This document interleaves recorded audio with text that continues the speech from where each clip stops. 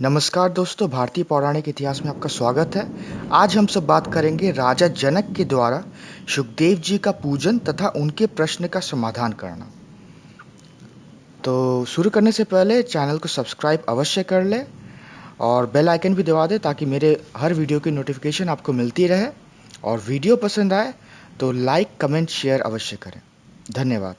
तो चलिए शुरू करते हैं।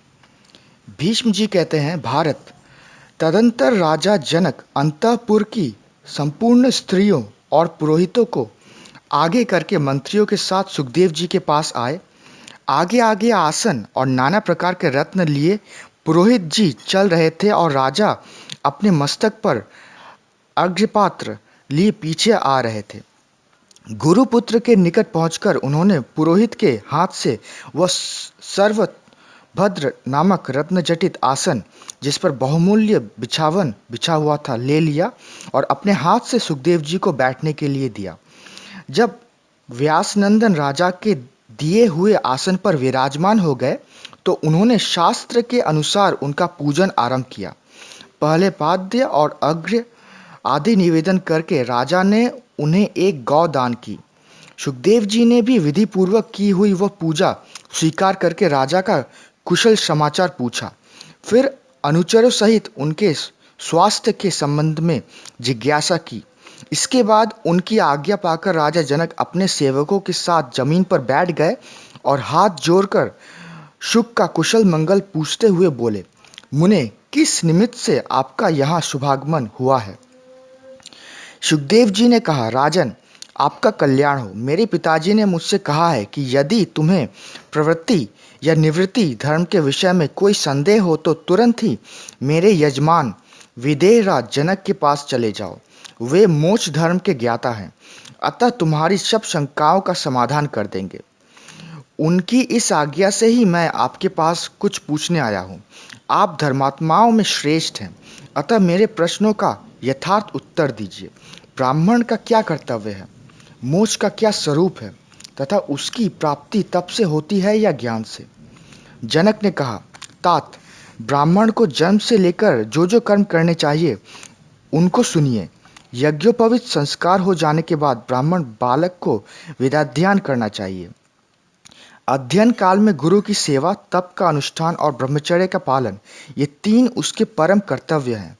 स्वाध्याय और तर्पण के द्वारा वह पितरों के ऋण से मुक्त होने का यत्न करे, किसी की भी निंदा न करे और इंद्रिय संयम पूर्वक रहे। जब वेदाध्ययन समाप्त हो जाए तो गुरु को दक्षिणा दे, उनकी आज्ञा लेकर समावर्तन संस्कार के पश्चात घर लौटे। घर आने पर विवाह करके गार्हस्थ्य धर्म का पालन करे और अपनी ही स्त्री के साथ संबंध रखे। किसी से ईर्ष्या न रखकर न्यायानुकूल बर्ताव करे तथा अग्नि की स्थापना करके नित्य अग्निहोत्र करता रहे। तत्पश्चात जब पुत्र पौत्र उत्पन्न हो जाए तो वन में रहकर वानप्रस्थ धर्म का पालन करे। उस समय भी शास्त्र विधि के अनुसार अग्निहोत्र करे और अतिथियों से प्रेम रखे।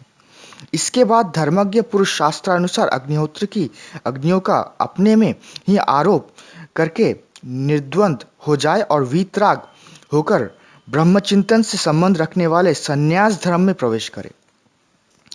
सुखदेव जी ने पूछा, यदि किसी को ब्रह्मचर्य आश्रम में ही सनातन ज्ञान विज्ञान की प्राप्ति हो जाए और हृदय के राग द्वेष आदि द्वंद्व दूर हो जाए तो भी क्या उसके लिए शेष तीन आश्रमों में रहना आवश्यक है?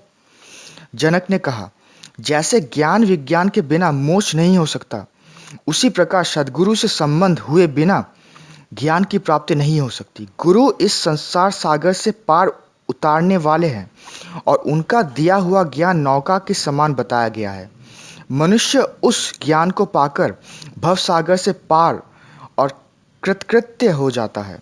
पहले के विद्वान लोक मर्यादा तथा कर्म परंपरा की रक्षा करने के लिए चारों आश्रमों के धर्मों का पालन करते थे।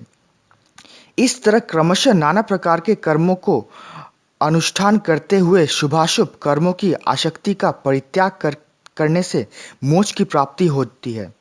अनेकों जन्मों से कर्म करते करते जब संपूर्ण इंद्रियां पवित्र हो जाती है तो शुद्ध अंतःकरण वाला मनुष्य पहले ही आश्रम में मोक्ष रूप ज्ञान प्राप्त कर लेता है।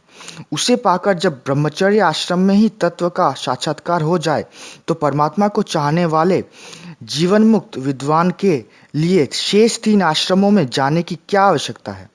विद्वानों को चाहिए कि वह राजस और तमस दोषों का परित्याग कर दे और सात्विक मार्ग का आश्रय लेकर बुद्धि के द्वारा आत्मा का दर्शन करे। जो संपूर्ण भूतों में अपने को और अपने में संपूर्ण भूतों को देखता है वह संसार में कहीं भी आसक्त नहीं होता। वह तो घोंसले को छोड़कर उड़ जाने वाले पक्षी की भांति इस देह से पृथक हो निर्द्वंद एवं शांत होकर परलोक में अच्छे पद मोक्ष को प्राप्त हो जाता है। तात इस विषय में राजा ययाति की कही हुई गाथा सुनिए, जिसे मोक्ष शास्त्र के विद्वान द्विज सदा याद रखते हैं। अपने भीतर ही आत्मज्योति का प्रकाश है, अन्यत्र नहीं। वह ज्योति संपूर्ण प्राणियों के भीतर समान रूप से स्थित है। समाधि में अपने चित्त को भली भांति एकाग्र करने वाला पुरुष उसको स्वयं देख सकता है, जिससे दूसरा कोई प्राणी नहीं डरता, जो स्वयं दूसरे किसी प्राणी से भयभीत नहीं होता तथा जो इच्छा और द्वेष से रहित हो गया है, वह तत्काल ब्रह्म भाव को प्राप्त हो जाता है। जब मनुष्य मन, वाणी तथा क्रिया के द्वारा किसी की बुराई नहीं करना चाहता, उस समय वह ब्रह्म रूप हो जाता है।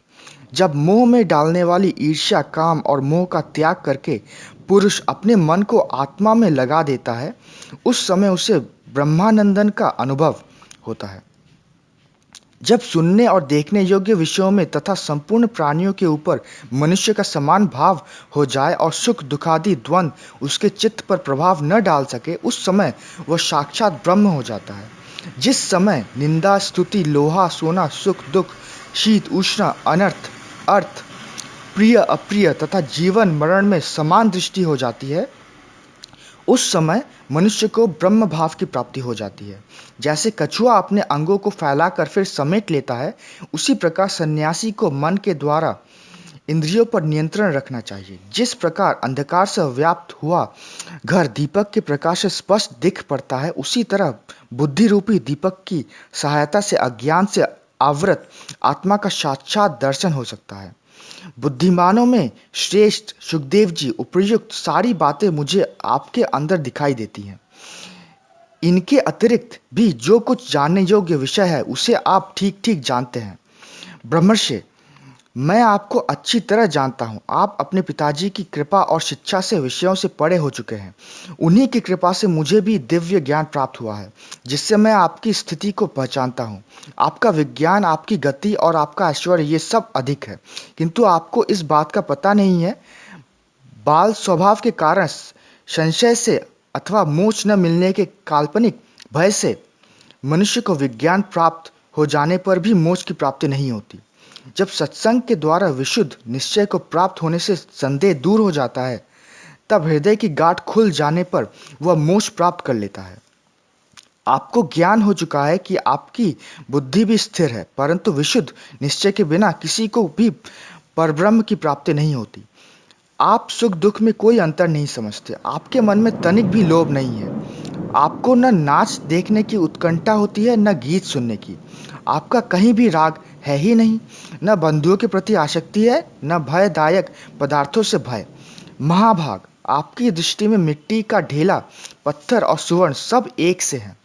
मैं तथा दूसरे मनीषी विद्वान भी आपको अच्छे एवं अनामय पथ मोक्ष मार्ग पर स्थित मानते हैं। ब्राह्मण होने का जो फल है और मोक्ष का जो स्वरूप है, उसी में आपकी स्थिति है। अब और क्या पूछना चाहते हो? धन्यवाद दोस्तों, आज के लिए बस इतना ही। मिलते हैं आपसे अगली वीडियो में। नमस्कार।